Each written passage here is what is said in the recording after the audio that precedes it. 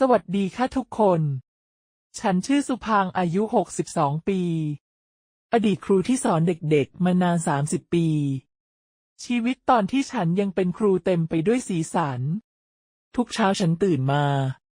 ด้วยความตื่นเต้นรีบไปโรงเรียนเพื่อเจอรอยยิ้มของลูกศิษย์เสียงหัวเราะ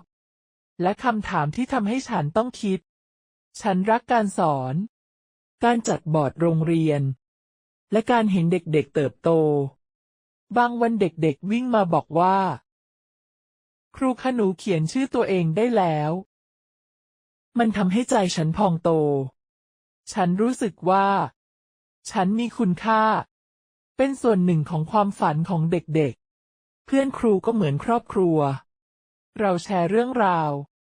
หัวเราะด้วยกันชีวิตตอนนั้นเหมือนภาพวาดที่เต็มไปด้วยสีสันแต่พอเกษียณทุกอย่างเปลี่ยนไปฉันรู้สึกเหมือนโลกหยุดหมุนบ้านที่เคยเป็นที่พักผ่อนกลายเป็นกรงเงียบๆวันๆฉันแค่กวาดบ้านรดน้ำต้นไม้หรือนั่งดูทีวีโดยไม่รู้ว่าวันนี้มีอะไรให้ตื่นเต้นฉันเริ่มรู้สึกเหงาสูญเสียตัวตนที่เคยเป็นครูฉันจำได้ว่าเคยนั่งมองถ้วยชาบนโต๊ะแล้วคิดว่าวันนี้ฉันจะทำอะไรดีบางวันฉันเปิดตู้เสื้อผ้ามองชุดที่เคยใส่สอนแล้วน้ำตาคลอเพราะรู้สึกว่าฉันไม่ใช่คนเดิมอีกต่อไปฉันเลิกแต่งตัวสวยๆเลิกทาลิปสติกเพราะคิดว่าใครจะสนใจคนวัย62ปีอย่างฉันเพื่อนบ้านทักว่าสุภางทำไมดูเงียบๆไปฉันได้แต่ยิ้มแห้งๆไม่รู้จะตอบยังไงความรู้สึกแบบนี้มันหนักมาก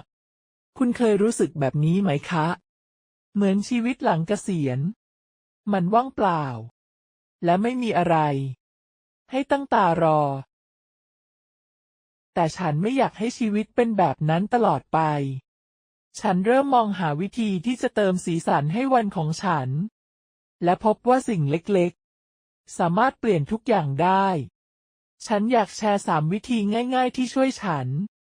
จากวันที่จืดชืดกลายเป็นวันที่มีความสุขวิธีเหล่านี้ไม่ต้องใช้เงินไม่ต้องใช้พลังงานเยอะแต่ให้ผลลัพธ์ที่มหัศจรรย์ฉันเคยคิดว่าฉันแก่เกินไปที่จะเริ่มใหม่แต่ตอนนี้ฉันรู้แล้วว่าการเกษียณคือโอกาสใหม่ที่จะค้นพบตัวเองอยากรู้ไหมคะว่าฉันทำยังไงติดตามต่อไปเพราะฉันจะพาคุณไปดูวิธีแรกที่ทำให้ฉันกล้ายิ้มให้ตัวเองและเริ่มต้นใหม่อย่าพลาดนะคะสวัสดีค่ะทุกคนคุณคงจำได้ว่าชีวิตหลังเกษียณของฉันมันจืดชืดแค่ไหน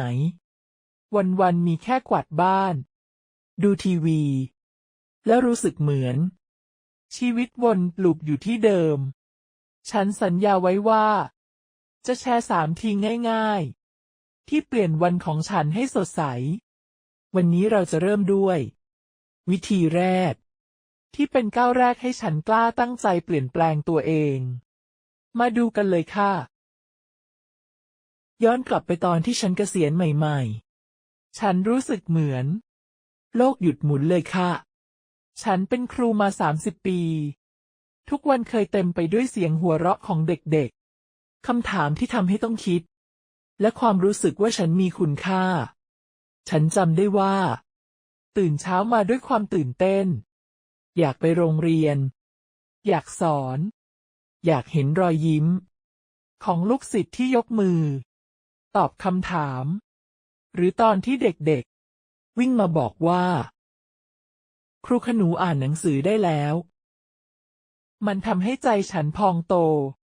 ฉันเคยภูมิใจที่ได้สอนเด็กตัวเล็กๆให้อ่านเขียนได้เห็นแววตาของพวกเขาที่สว่างขึ้นเมื่อเข้าใจบทเรียนบางครั้งฉันใช้เวลาหลังเลิกเรียนช่วยเด็กที่เรียนช้าทีละตัวอักษรทีละคำจนเขายิ้มได้เมื่ออ่านออกฉันเคยจัดบอร์ด นิทรรศการโรงเรียนตกแต่งด้วยสีสันและผลงานของเด็กๆมันทำให้ฉันรู้สึกว่าฉันเป็นส่วนหนึ่งของความสำเร็จของพวกเขาฉันเคยได้รับจดหมายจากลูกศิษย์เก่าบอกว่าครูสุพางค์ขอบคุณที่ทำให้หนูมีวันนี้แต่พอเกษียณทุกอย่างเงียบลงบ้านที่เคยเป็นที่พักผ่อนกลายเป็นเหมือนภาพวาดที่สีจางลงฉันตื่นมาแล้วรู้สึกว่าวันนี้จะทำอะไรดีบางวันนั่งมองถ้วยชาบนโต๊ะมองต้นไม้หน้าบ้านแล้วรู้สึกว่างเปล่าคุณเคยรู้สึกแบบนี้ไหมคะเหมือนชีวิตหลังเกษียณมันไม่มีอะไรให้ตั้งตารอฉันรู้สึกแย่มากบางวันไม่อยากลุกจากเตียงด้วยซ้ำฉันจำได้ว่าเคยเปิดตู้เสื้อผ้ามองชุดที่เคยใส่ไปสอนแล้วน้ำตาคลอ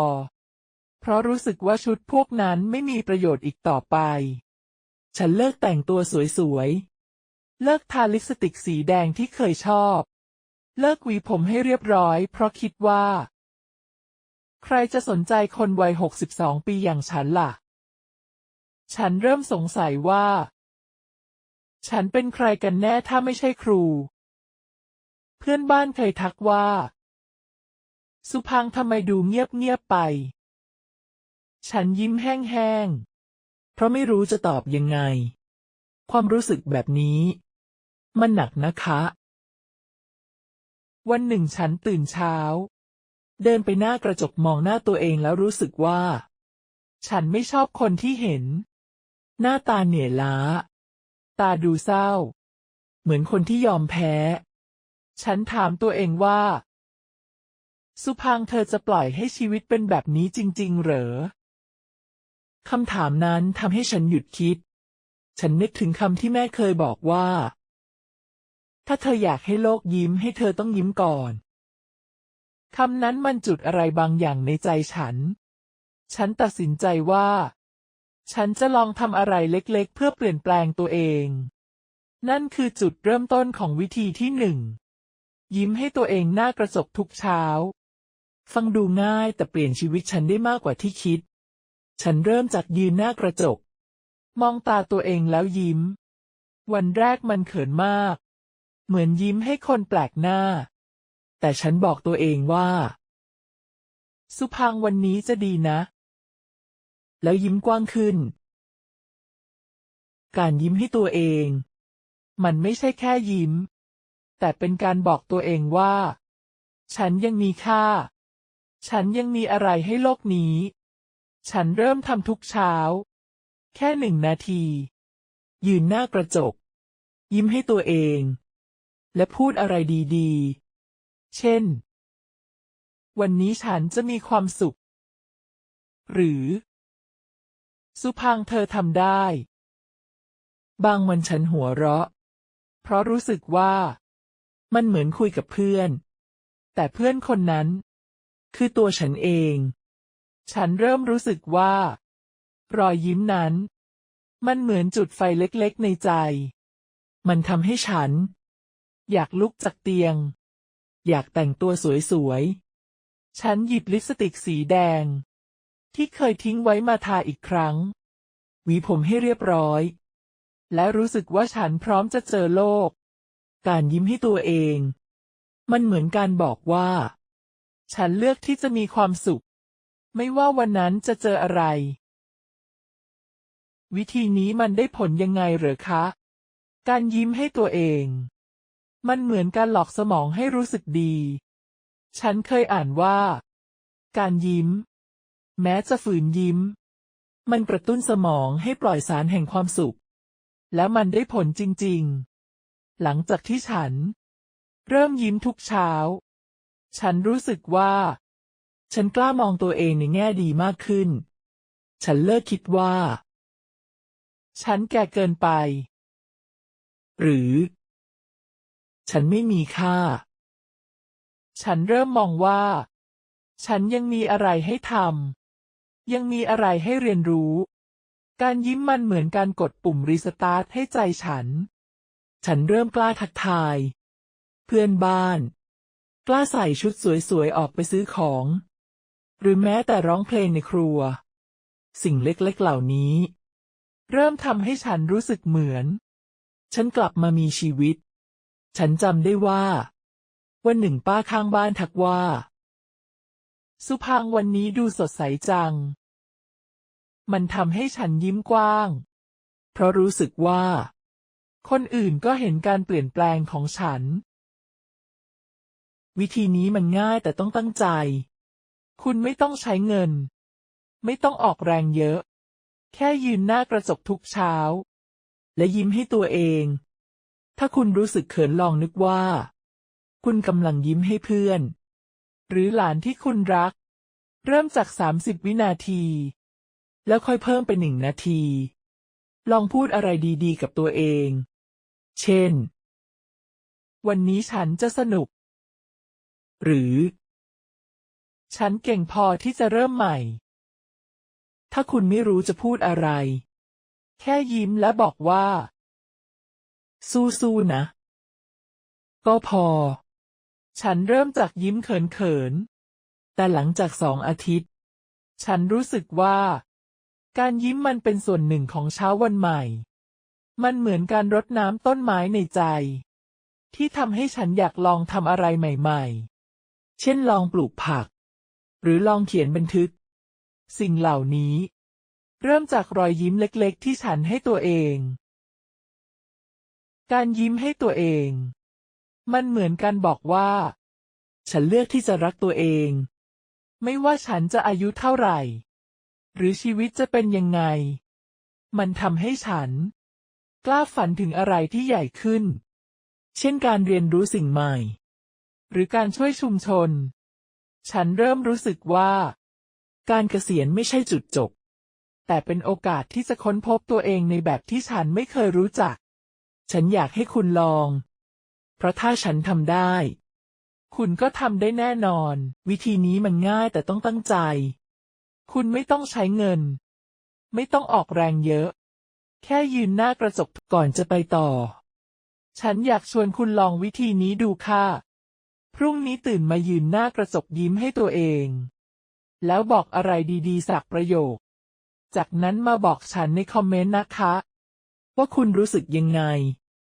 การยิ้มทำให้ใจคุณเบาขึ้นแค่ไหนถ้าคลิปนี้จุดประกายคุณช่วยกดไลค์และติดตามช่องไว้ถ้าอยากสนับสนุนฉัน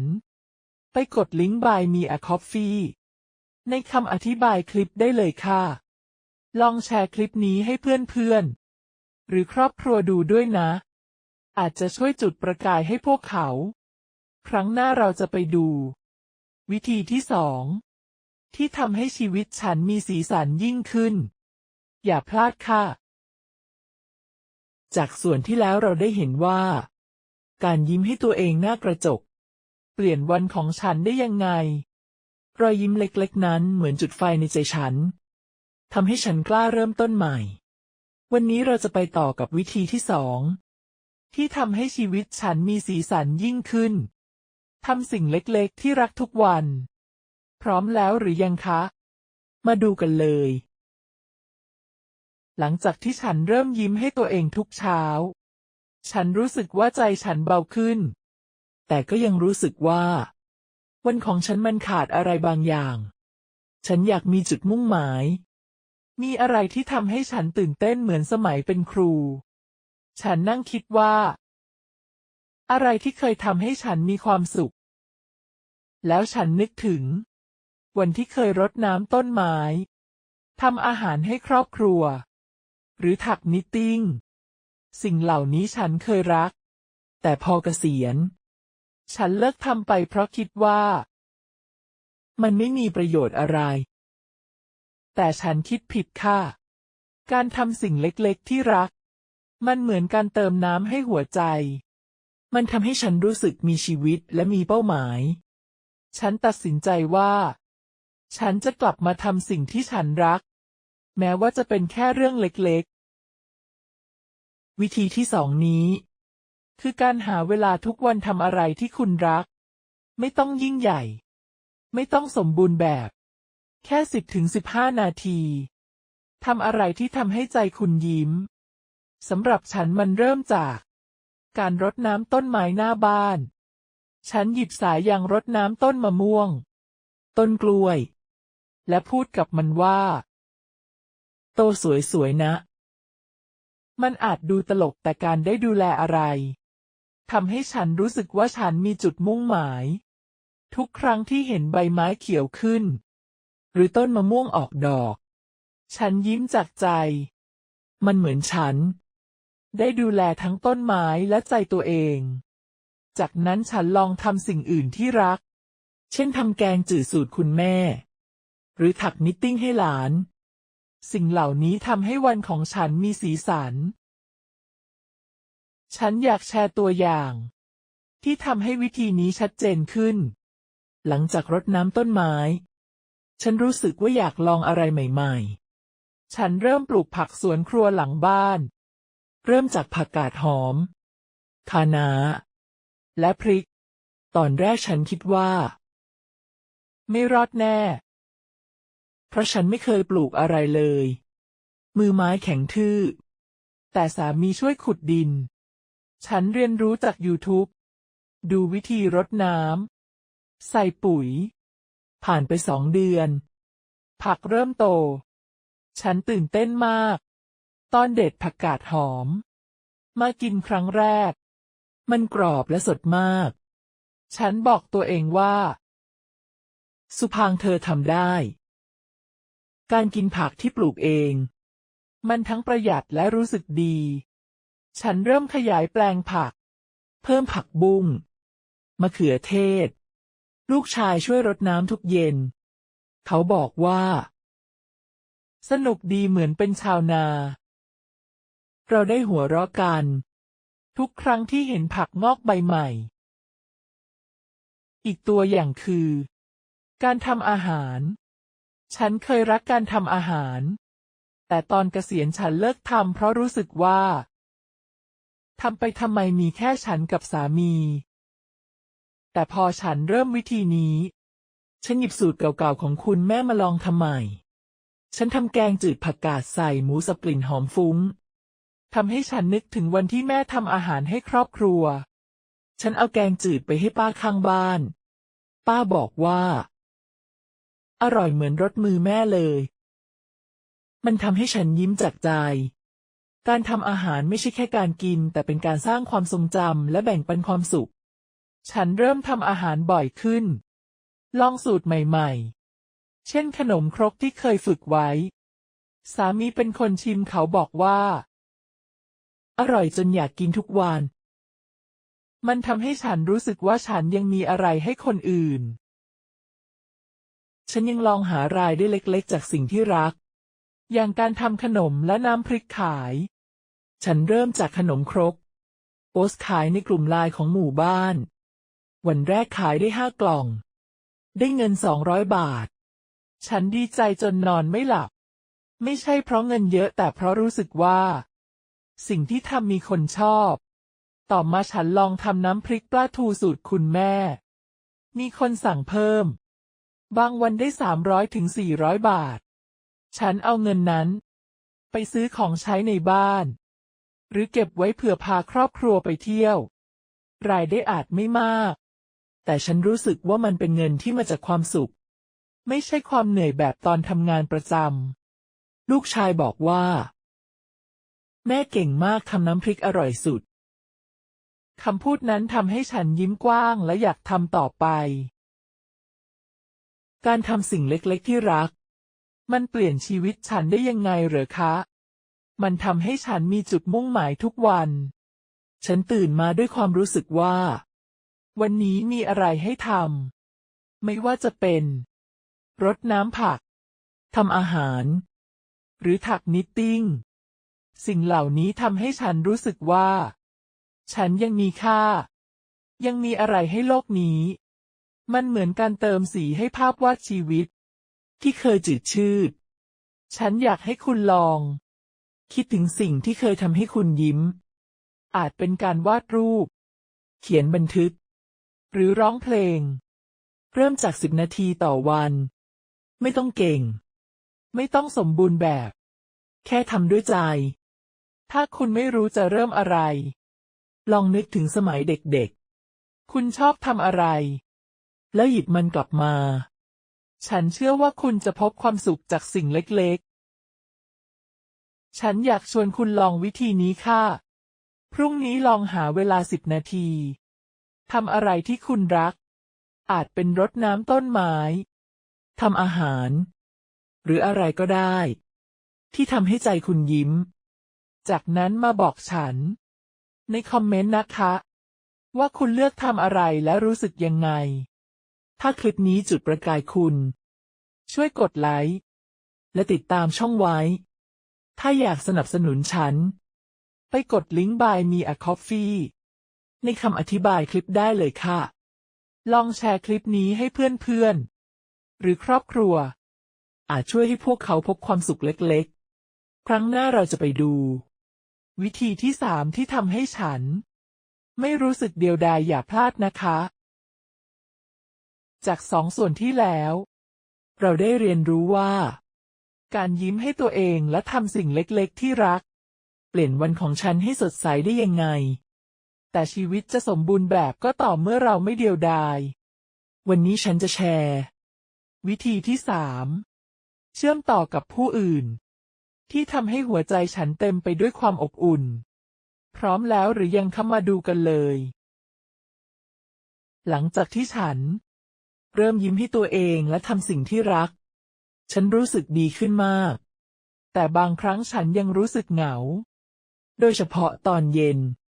ที่นั่งคนเดียวในบ้านเงียบๆ ฉันนึกถึงสมัยก่อนตอนที่เป็นครู ฉันมีเพื่อนครู มีลูกศิษย์ มีคนที่คุยด้วย แต่พอเกษียณ การติดต่อกับคนอื่นมันน้อยลง ฉันเริ่มคิดว่าทำไมฉันไม่ลองติดต่อใครสักคน การเชื่อมต่อกับผู้อื่น มันเหมือนการเปิดหน้าต่าง ให้แสงสว่างเข้ามาในใจ มันทำให้ฉันรู้สึกว่า ฉันไม่ได้อยู่คนเดียวและยังมีคนที่เห็นคุณค่าของฉัน วิธีนี้ไม่ต้องใช้เงิน แค่ใช้ใจและความกล้าที่จะยื่นมือออกไป วิธีที่ 3 นี้ คือการหาเวลาเชื่อมต่อกับคนรอบตัว ไม่ว่าจะเป็นครอบครัว เพื่อน หรือเพื่อนบ้าน คุณไม่ต้องทำอะไรใหญ่โต แค่โทรหาคนที่คุณคิดถึง ส่งข้อความทักทายหรือยิ้มให้เพื่อนบ้าน สำหรับฉัน มันเริ่มจากการโทรหาเพื่อนเก่าที่เคยสอนด้วยกัน ฉันโทรไปหาน้าสมศรี เพื่อนครูที่เกษียณเหมือนกัน แค่10 นาทีที่เราคุยกันหัวเราะเรื่องเก่าๆ มันทำให้ฉันรู้สึกเหมือนย้อนวัย น้าสมศรีบอกว่า สุพังเธอยังเหมือนเดิมเลย คำนั้นทำให้ฉันใจฟูทั้งวัน จากนั้นฉันลองทำสิ่งเล็กๆอื่นๆ เช่นแบ่งปันอาหาร หรือชวนหลานทำอะไรด้วยกัน สิ่งเหล่านี้ทำให้ชีวิตฉันเต็มไปด้วยความสุข ฉันอยากแชร์ตัวอย่าง ที่ทำให้วิธีนี้ชัดเจนขึ้น ตัวอย่างแรกคือ การแบ่งปันอาหาร วันหนึ่งฉันทำแกงจืดผักกาดเยอะเกินไป ฉันเลยเอาไปให้ป้าสมหมายข้างบ้าน ป้ายิ้มกว้างแล้วบอกว่า ขอบคุณมากกลิ่นหอมฟุ้งเลย วันต่อมาป้าสมหมาย เอาขนมต้มมาให้ฉัน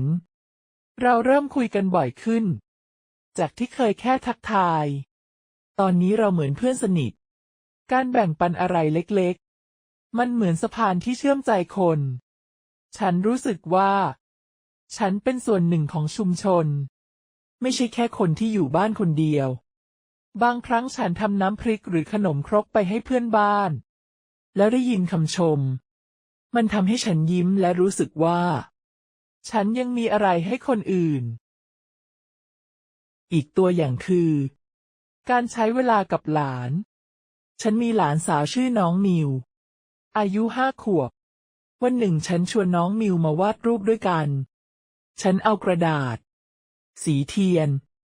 มาวางให้แล้วนั่งวาดไปด้วย น้องมิววาดรูปบ้าน แล้วบอกว่า ย่าวาดดอกไม้ให้มิวหน่อย ฉันวาดดอกไม้ให้ แล้วเราหัวเราะกัน ตอนที่มิววาดย่าตัวใหญ่เกินกระดาษ การได้กอดหลาน ได้ยินเสียงหัวเราะ มันทำให้ฉันรู้สึกว่าฉันยังมีคุณค่าในสายตาคนที่รัก บางวันฉันสอนน้องมิวร้องเพลงเด็ก หรือเล่านิทาน ที่ฉันเคยเล่าให้ลูกศิษย์ มันเหมือนฉันได้กลับไปเป็นครูอีกครั้ง น้องมิวบอกว่าย่าเล่านิทานสนุกสุดเลยคำพูดนั้นทำให้หัวใจฉันอบอุ่นทั้งวัน ฉันยังลองเชื่อมต่อด้วยวิธีอื่นๆ เช่นการเข้ากลุ่มชุมชน ฉันสมัครเข้ากลุ่มถักนิตติ้งในหมู่บ้าน ที่มีป้าคนอื่นๆมานั่งถักผ้าพันคอ หรือเสื้อให้หลาน เราแลกเปลี่ยนเทคนิค แชร์เรื่องราวชีวิตและหัวเราะกัน ตอนที่ถักผิดป้าแดงในกลุ่มบอกว่าสุพังถักเก่งเหมือนตอนสอนเด็กเลย มันทำให้ฉันรู้สึกว่าฉันยังมีอะไรให้แบ่งปัน การได้คุยกับคนอื่นทำให้ฉันรู้สึกว่าฉันไม่ใช่แค่คนแก่ที่นั่งอยู่บ้าน แต่เป็นส่วนหนึ่งของกลุ่มที่มีชีวิตชีวา บางครั้งฉันชวนเพื่อนๆในกลุ่มนี้มาทำอาหารด้วยกัน เช่นทำข้าวเหนียวมะม่วง แล้วแจกจ่ายกัน มันทำให้ฉันรู้สึกว่าชีวิตหลังเกษียณสามารถสนุกและมีความหมายได้ การเชื่อมต่อกับผู้อื่นเปลี่ยนชีวิตฉันได้ยังไงเหรอคะ มันทำให้ฉันไม่รู้สึกเดียวดายทุกครั้งที่ฉันคุยกับเพื่อนแบ่งปันอาหารหรือกอดหลานฉันรู้สึกว่าฉันเป็นส่วนหนึ่งของอะไรที่ใหญ่กว่ามันเหมือนการเติมน้ำให้หัวใจที่เคยแห้งเหือดฉันอยากให้คุณลองคิดถึงคนที่คุณอยากคุยด้วยอาจเป็นเพื่อนเก่าญาติหรือเพื่อนบ้านเริ่มจากอะไรเล็กๆเช่นโทรไปถามสารทุกข์หรือชวนกินกาแฟถ้าคุณรู้สึกเขินลองนึกว่าคุณกำลังยิ้มให้ตัวเองเหมือนวิธีแรกแล้วยื่นมือไปหาคนอื่นฉันเคยกลัวว่าเขาจะจำฉันได้ไหมแต่ทุกครั้งที่ลองฉันได้รอยยิ้มกลับมาคุณจะพบว่าการเชื่อมต่อมันเหมือนลูกโซ่แห่งความสุขฉันอยากชวนคุณลองวิธีนี้ค่ะพรุ่งนี้ลองโทรหาคนที่คุณคิดถึงหรือยิ้มให้เพื่อนบ้านเริ่มจากอะไรง่ายๆเช่นแบ่งปันขนมหรือชวนคุยสัก5 นาทีแล้วมาบอกฉันในคอมเมนต์นะคะว่าคุณรู้สึกยังไงการเชื่อมต่อนี้ทำให้ใจคุณอบอุ่นแค่ไหนลองแชร์คลิปนี้ให้เพื่อนๆหรือครอบครัวอาจช่วยให้พวกเขาพบความอบอุ่นครั้งหน้าเราจะไปสรุปทุกวิธีและวิธีใช้มันในชีวิตประจำวันอย่าพลาดค่ะมาถึงส่วนสุดท้ายของการเดินทางครั้งนี้เราได้พูดถึง3 วิธีง่ายๆที่เปลี่ยนชีวิตฉันจากวันที่จืดชืดให้กลายเป็นวันที่เต็มไปด้วยความสุขวันนี้เราจะมาสรุปและดูว่าคุณจะนำวิธีเหล่านี้ไปใช้ในชีวิตได้ยังไงพร้อมแล้วหรือยังคะมาดูกันเลยย้อนกลับไปตอนที่ฉันเกษียณชีวิตฉันเหมือนภาพวาดที่สีจางลงฉันรู้สึกเหงาสูญเสียตัวตนและคิดว่าชีวิตหลังเกษียณจะเป็นแบบนี้ตลอดไปหรือแต่3 วิธีนี้ช่วยฉันเปลี่ยนทุกอย่างวิธีแรกคือยิ้มให้ตัวเองหน้ากระจกมันเหมือนการบอกตัวเองว่าฉันยังมีค่าฉันเลือกที่จะยิ้มและเริ่มมันใหม่ด้วยพลังบวกวิธีที่2คือทำสิ่งเล็กๆที่รักเช่นรดน้ำต้นไม้ปลูกผักทำอาหารหรือถักนิตติ้งสิ่งเหล่านี้ทำให้ฉันมีจุดมุ่งหมาย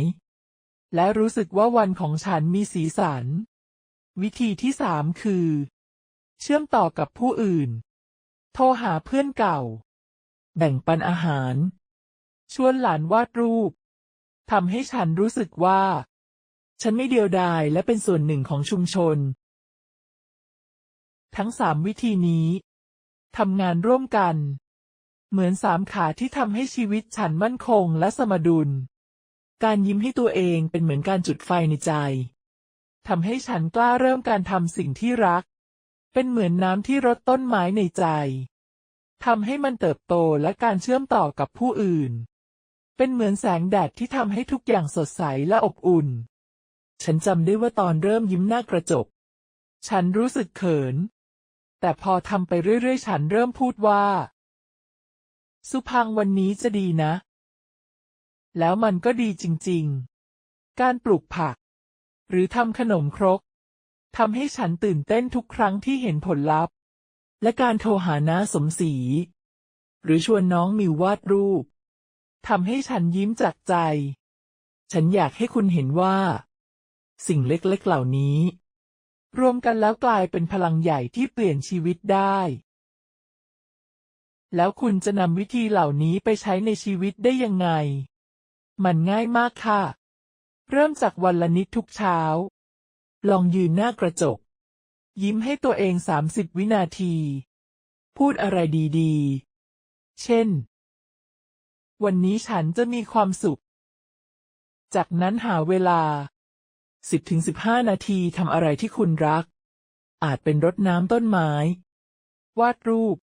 หรือเขียนบันทึกถ้าคุณไม่รู้จะทำอะไรลองนึกถึงสมัยเด็กๆคุณชอบอะไรแล้วลองทำดูสุดท้ายคือการเชื่อมต่อลองโทรหาเพื่อนส่งข้อความหาครอบครัวหรือยิ้มให้เพื่อนบ้านวันละครั้งคุณอาจเริ่มด้วยการแบ่งปันอะไรเล็กๆเช่นขนมที่คุณทำหรือแค่ถามว่าวันนี้เป็นยังไงบ้างสิ่งเหล่านี้จะค่อยๆสร้างนิสัยที่ทำให้คุณมีความสุขทุกวันลองนึกภาพตามนะคะคุณตื่นเช้ามายิ้มให้ตัวเองในกระจกแล้วบอกว่าวันนี้ฉันพร้อมจากนั้นคุณใช้เวลาสัก10 นาทีรดน้ำต้นไม้หรือทำอาหารเช้าที่คุณรักแล้วก่อนออกจากบ้านคุณยิ้มให้เพื่อนบ้านหรือโทรหาคนที่คุณไม่ได้คุยมานานวันนั้นจะเป็นยังไงคุณจะรู้สึกว่าวันนั้นเต็มไปด้วยความหมายและความสุขฉันเริ่มแบบนี้และมันเปลี่ยนฉันจากคนที่รู้สึกว่าฉันไม่มีอะไรให้โลกนี้แล้วกลายเป็นคนที่ตื่นเต้นกับทุกวันฉันปลูกผักให้ครอบครัวทำน้ำพริกให้เพื่อนบ้านและเล่านิทานให้หลานสิ่งเหล่านี้ทำให้ฉันรู้สึกว่าการเกษียณคือโอกาสใหม่ไม่ใช่จุดจบการทำ3 วิธีนี้ไม่ได้เปลี่ยนแค่วันของฉันแต่เปลี่ยนมุมมองที่ฉันมีต่อชีวิตฉันเคยคิดว่าฉันแก่เกินไปที่จะเริ่มใหม่แต่ตอนนี้ฉันรู้ว่าอายุ62 ปีเป็นแค่ตัวเลขฉันกล้าลองสิ่งใหม่กล้าฝันและกล้าเชื่อมต่อฉันอยากให้คุณเห็นว่าไม่ว่าคุณจะอายุเท่าไหร่หรืออยู่ในช่วงไหนของชีวิตคุณสามารถเริ่มต้นได้การยิ้มให้ตัวเองทำสิ่งที่รักและเชื่อมต่อกับผู้อื่นจะทำให้คุณรู้สึกว่าทุกวันมีค่าและคุณมีอะไรให้โลกนี้มากกว่าที่คิดฉันอยากชวนคุณเริ่มตั้งแต่วันนี้เลยค่ะในคอมเมนต์นะคะว่าคุณรู้สึกยังไงการเปลี่ยนแปลงเล็กๆทำให้ชีวิตคุณสดใสแค่ไหนถ้าคลิปนี้จุดประกายคุณช่วยกดไลค์และติดตามช่องไว้ถ้าอยากสนับสนุนฉันไปกดลิงก์ Buy Me a Coffee ในคำอธิบายคลิปได้เลยค่ะลองแชร์คลิปนี้ให้เพื่อนๆหรือครอบครัวเพื่อส่งต่อแรงบันดาลใจขอบคุณที่อยู่ด้วยกันตลอดการเดินทางนี้แล้วเจอกันในคลิปหน้าสวัสดีค่ะ